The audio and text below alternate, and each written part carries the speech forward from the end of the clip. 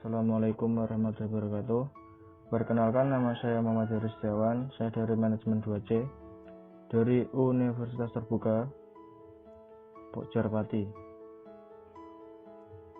Di sini saya akan menyampaikan materi tentang akuntansi perusahaan dagang. Tapi sebelum itu, saya akan memberikan beberapa alasan kenapa saya milih Universitas Terbuka. Yaitu yang pertama, pembelajaran yang fleksibel bisa dilakukan di mana saja. Kemudian masa belajarnya sangat singkat, cuma 8 pertemuan. Kemudian pada saat pembelajaran seperti tatap muka sangat menyenangkan karena bisa saling bertukar pendapat kepada teman-teman yang lain. Dan keempat, kuliah bisa disambil dengan membantu pekerjaan orang tua saya, yaitu di rumah dan di ladang. Nah, selama saya kuliah di sini ada beberapa masalah yang saya dapatkan, yaitu yang pertama, modul yang diberikan sangat tebal, jadi kita harus benar-benar bisa menguasai semua dalam 8 pertemuan. Jadi kita itu harus pandai-pandai mengatur waktu kita untuk mempelajari semua itu. Nah, itu aja sih. Kemudian kita lanjut ke materi, yaitu akuntansi perusahaan dagang. Apa sih perusahaan dagang itu? Nah, perusahaan dagang adalah perusahaan yang membeli barang dari pemasok dan menjual kembali kepada pelanggan tanpa diproses terlebih dahulu atau tanpa diubah bentuknya. Contohnya seperti supermarket. Ciri-ciri perusahaan dagang. Perusahaan dagang yang pertama, perusahaan dagang membeli barang dagangan untuk dijual kembali kepada pelanggan. Dan yang kedua, barang dagangan yang dibeli tidak diproses dulu sebelum dijual kepada pelanggan. Ketiga, dalam menghasilkan pendapatan dilakukan transaksi pembelian dan penjualan barang dagang. Keempat, penjual merupakan pendapatan untuk perusahaan dagang. Kelima, biaya untuk memperoleh barang dagangan dilaporkan sebagai harga pokok penjualan.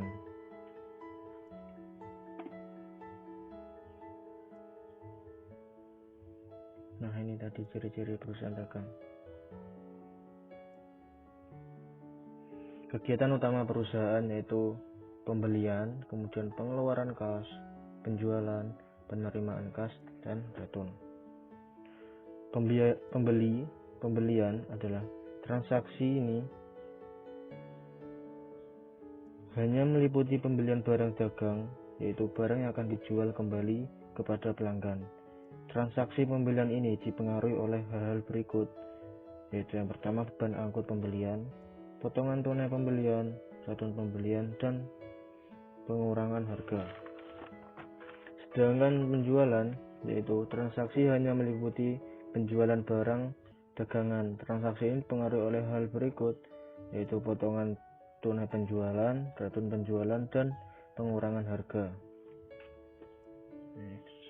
Sistem pencatatan transaksi perusahaan dagang, yaitu yang pertama, sistem perpetual, yaitu pembeli dan penjual barang dagangan dicatat pada akun persediaan barang dagangan atau disebut merchandise inventory, sehingga pergerakan barang dagangan selalu dicatat, baik yang tersedia untuk dijual maupun yang telah dijual.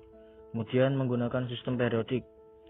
Pada sistem periodik ini, pergerakan barang dagangan sepanjang periode akuntansi tidak dicatat pada akhir periode.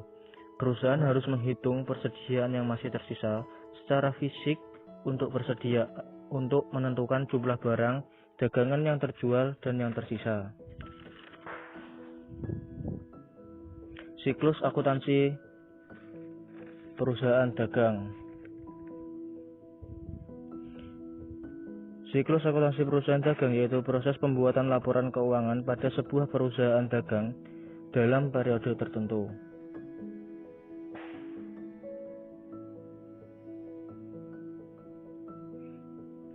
Tahap dalam siklus akuntansi.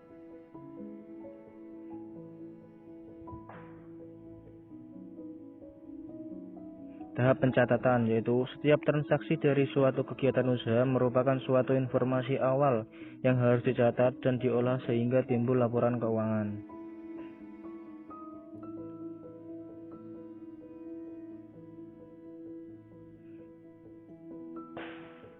Berikutnya termasuk dalam tahap pencatatan yaitu adanya bukti transaksi.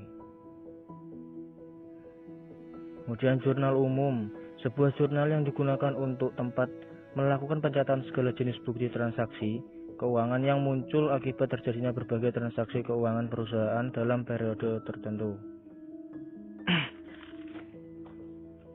Dan jurnal khusus, semua jenis jurnal kecuali jurnal umum. Jurnal khusus terdiri dari 4 diantaranya. Jurnal penjualan digunakan untuk menyimpan transaksi pengeluaran secara terperinci. Jurnal pembelian, jurnal khusus yang menyimpan informasi tentang setiap transaksi pembelian. Jurnal penerimaan khas, jurnal khusus di mana penjualan tunai dicatat. Kemudian jurnal pengeluaran kas, jadi penerimaan ya, dan ini pengeluaran. Jurnal khusus yang digunakan oleh bisnis untuk mengelola semua arus kas keluar. Dan yang buku besar. Buku besar yaitu buku utama pencatatan transaksi keuangan yang mengkonsolidasikan masukan dari semua si jurnal akuntansi dan merupakan penggolongan rekening sejenis. Kemudian tahap pengikhtisar merupakan ayat jurnal yang dibuat untuk menyesuaikan saldo rekening yang ada di neraca saldo menjadi saldo yang sebenarnya sampai dengan akhir periode akuntansi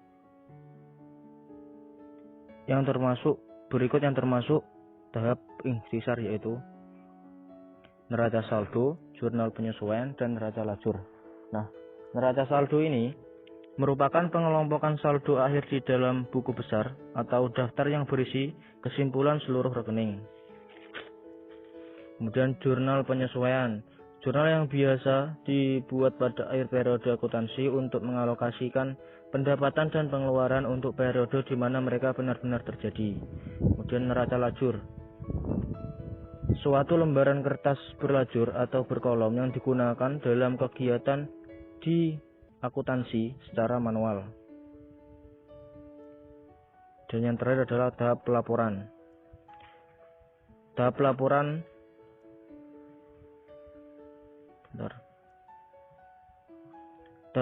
ini hanya dapat dilakukan setelah tahap pencatatan dan pengikhtisaran sudah dilakukan.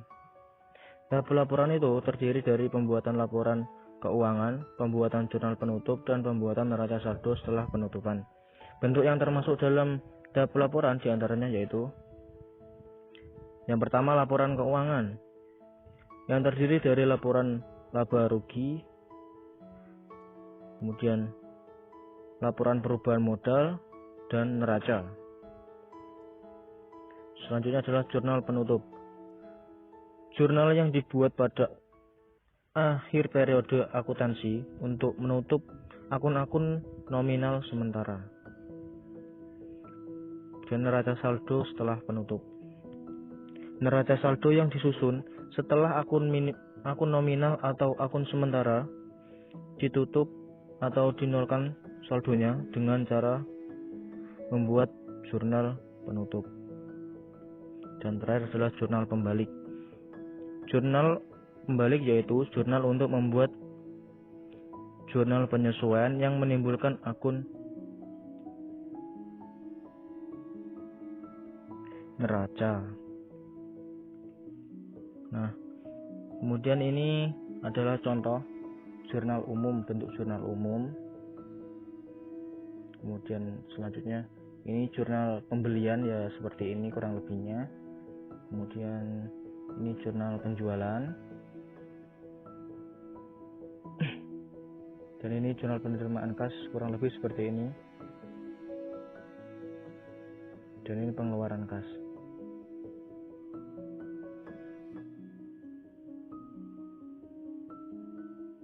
Ini buku besar.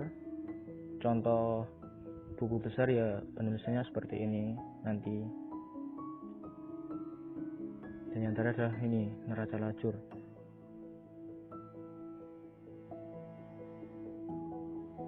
Cukup sekian penjelasan materi dari saya tentang akuntansi perusahaan dagang.